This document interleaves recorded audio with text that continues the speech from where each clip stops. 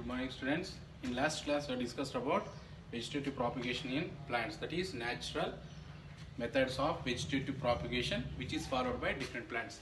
Now we are going to discuss artificial vegetative propagation. So artificially means man-made activities which allows to development of new plants, that is selected designed characterized plants are going to produce under the artificial vegetative propagation. So artificial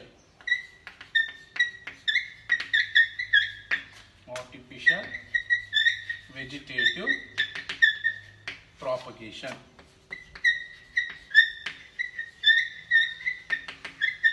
So under artificial vegetative propagation, in generally man used to follow cutting, layering, grafting and tissue culture.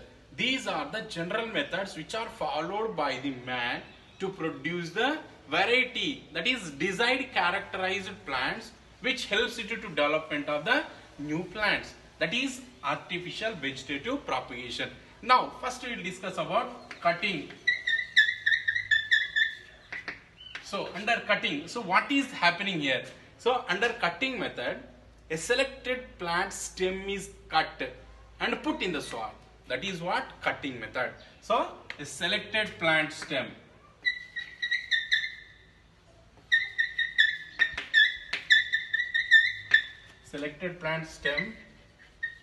cut and put in the soil.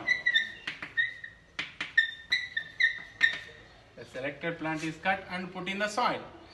This stem which we have put in the soil, it start development of the adventitious roots and grow into new plant. So stem, it produces adventitious roots.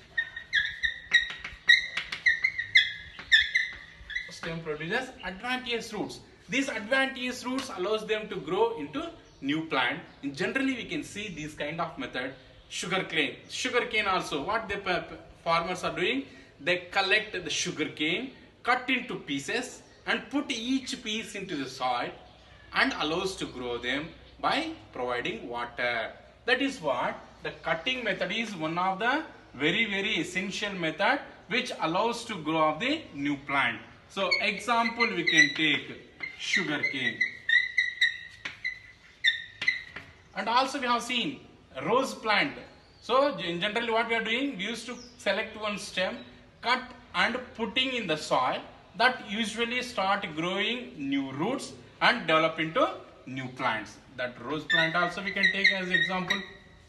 This is what we can see under cutting method. And next, layering. So under layering method, generally the plants which are having soft stem, in such plants a selected stem is covered under the soil which is remain attached to the parent plant. So in general what we used to do under this layering method, a selected stem is bent and covered under the soil which is remains attached to the parent plant, means not separated. Stem is still attached to the parent plant. From the parent plant, the stem is usually bent and covered under the soil. After covering under the soil, we used to put any weight, otherwise the stem, the flexibility of the stem, it pulls out of the soil and allows to development of the roots from the nodes of the stem. That is what we can see layering. So under layering process what we are doing, the stem is bent and covered under the soil where the stem remains attached to the parent plant. So here when compared to cutting and layering, in cutting the stem is completely separated from the parent plant. But under the laying process, the stem is not separated completely. So what we are using to do here, the stem is bent and covered under the soil.